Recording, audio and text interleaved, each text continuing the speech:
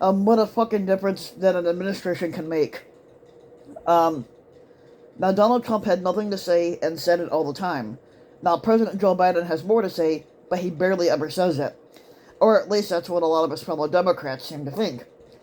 Following the shooting that we had at Highland Park, Illinois on the 4th of July, there was growing criticism from members of Biden's party. They accused President Biden of not saying enough about this important issue. Now, the current White House press secretary, Karen Jean Pierre or Karine Jean Pierre or something like that, says that Biden has approached the continuing gun violence with passion and fury. Now, some of his fellow Democrats, however, have reportedly begun to doubt both of those. Now, some of that criticism comes from Congress, where it is obvious that they make fury for action, or they mistake fury for action. But it also explains why Congress often seems so furious, and yet they take very little action. Now, Biden has not done himself any favors, because even with the press, which until recently was still in a honeymoon with the White House, says that he continuously hides from the public. Biden, since he got elected president back in 2021, he's only held one White House press conference during the pandemic with relatively few reporters present, and he routinely avoids putting himself in situations where they can press him and ask him questions. Donald Trump used the Oval Office as an interactive bully pulpit and battering ram. He screamed and ranted at everyone, and he screamed, ranted, and raved at the press while taking questions in a variety of venues that he believed gave him an advantage. And now whether in his infamous chopper talk sessions on the Salt Lawn and Paul Swayze or elsewhere, now Trump could make an ass of himself anywhere, and he always did, and he still does. Yeah, to this day, Trump still makes an ass of himself. But today, the current president of the United States, or just any president of the United States, is a role played by a septuagenarian in a reality show, or at least that's the way it seemed last Friday. Now, for the first time since January 1st, Brian Kareem was given permission, along with perhaps 24 others, two dozen other reporters, to walk into the South Court auditorium and serve as a temporary audience during a presidential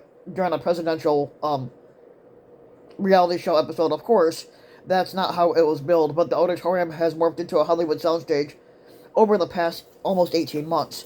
Now, during previous administrations, the room was pressed into service as anything from an overflow workspace to an auditorium hosting presidential press events. Now, the first COVID briefings under Trump took place in that auditorium before approximately 200 members of the press corps. Now, today, that's nearly that's impossible. Basically, the producers.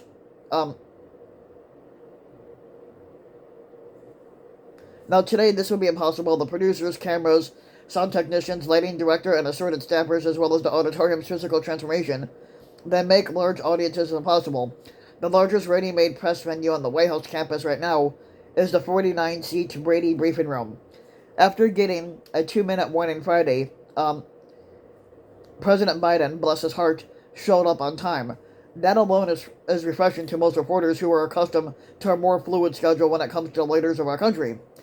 Now, Biden walked in and relatively unceremoniously, he sat downstage right. He was at a desk at a 45-degree angle to the audience and facing a backstage wall that served as a video screen for his call with Democratic governors. Now, following the Supreme Court's decision to overturn Roe v. Wade, which is a big mistake on the Supreme Court's part, 10 minutes later, the press was ushered out. Who knows what the fuck happened? But if, for any strange reason, the nation had to rely on reports from the Washington Press Corps as to what happened, and we'd be fucking stumped. The reporters and photographers were gone. Apparently there was video, but thank the invisible ferryman, right? I swear to fucking God, at one point, I thought President Biden might turn, look at the audience, and say, "We'll have more with irate governors after this important commercial message."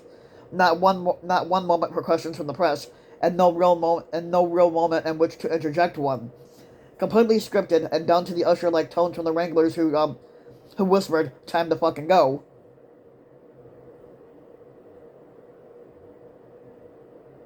Now Trump called called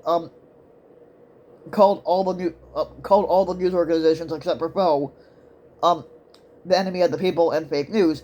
He personally insulted reporters, but he also mixed it up with questions pro or con. Now Biden simply avoids the press. Now he's the most managed president in history. If this had happened under Trump, Trump would have been late, combative, and surly. He would have accused us at least once of being the enemy of the people. He would call anybody who didn't suck his dick fake news at least twice, and might have personally insulted a reporter just for good measure. But he mixed it up with questions, not caring if they were pro or con.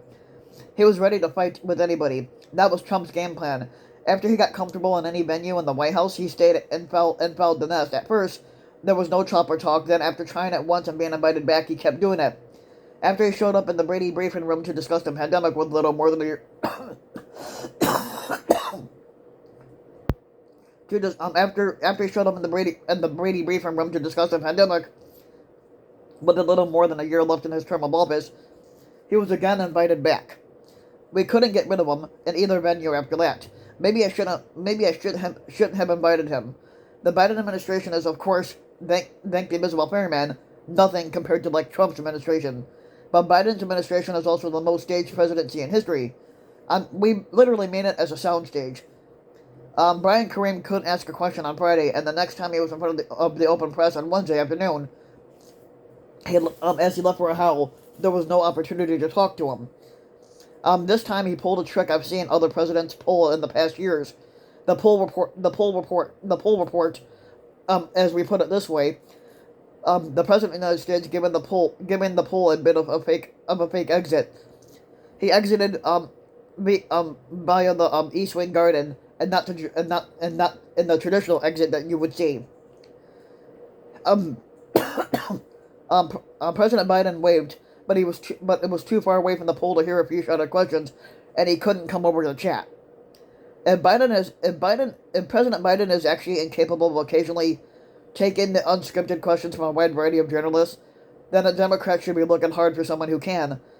Though they should heed the warning of history and avoid creating a Kennedy vs. Carter moment as back in 1980 that divides the party and allows a demon seed like Ronald Reagan to fall through the cracks and take root.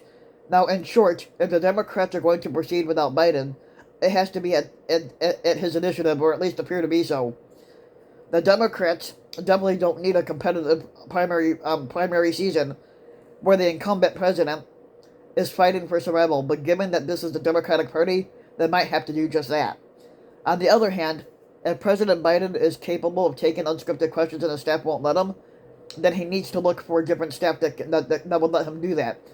Now, either way, the longer President Biden remains disconnected from the public, the more room he gives the Republicans to maneuver. And let's face it, and that's what the Republicans do best.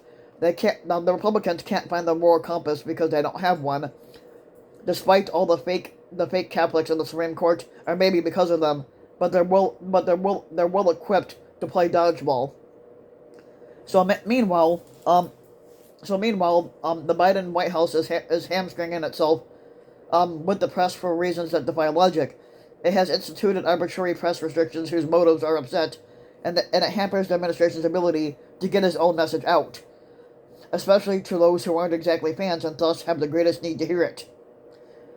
The continued inability of the White House to be candid and transparent about the selection process for reporters attending his remarks and undermines President Biden's credibility when Biden says that he's the defender of the First Amendment. Now, Brian Kareem wrote in a letter signed by 70 other reporters and was given to the Biden press and was given to the Biden press office on Friday. The incongruity of these restrictions, it underscores the belief by many reporters that the administration seeks to limit access to the president by anyone outside of the poll, or anyone who might ask a question that the administration doesn't want to answer. Now let's be candid here. Our job is not to be liked as a reporter, No, nor is it to be concerned about whether or not you like what we ask. A reporter's ability to question the most powerful man in our government shouldn't be discretionary. The administration's continued efforts to limit access to the president cannot be defended. Now, any notion that space is limited is not supported by the fact that every other president before Biden, which included the squatter Trump, allowed full access to the very same spaces without making us fill out a request from prior admittance. Now, to be blunt here, I doubt that any president or squatter's commitment to a true free press. It's basically anti-ethical to the desires of any politician who runs for office. It has been anybody's experience that most administrations are tolerant of a free press as long as we freely agree with their views and they dole out access accordingly. Now, Trump, on the other hand, was reactionary, and he was reactionary, and he would strike out at anybody that he considered to be a foe, but he always tried to destroy the free press by any means available. If he had thought of taking off a shoe and throwing it at us, he probably would have done it. Now, today, however, there is some hope. Biden's new press secretary, Jean Pierre, John Pierre, is both pragmatic and responsible. Now, two words really are never used in a combination to describe any press secretary of the Trump years. Now, when we asked Jean Pierre during Tuesday's press briefing about the letter that Brian Kareem wrote regarding press restrictions, she said the administration would work hard to provide greater access. This is also a priority of ours, that she had said, and we fucking certainly hope so. Now, meanwhile, where's the engine driving the Biden message? The North Lawn is unusually quiet these days compared to what we have seen under previous administrations. There's no high-ranking White House officials at the sticks, is what they refer to it as. But they're not out at the tents talking to the press. None of them are willing to appear live on the White House lawn. You almost never see a Biden staffer on the North Lawn. Now, if the Biden administration doesn't lack energy, then what does it lack? People.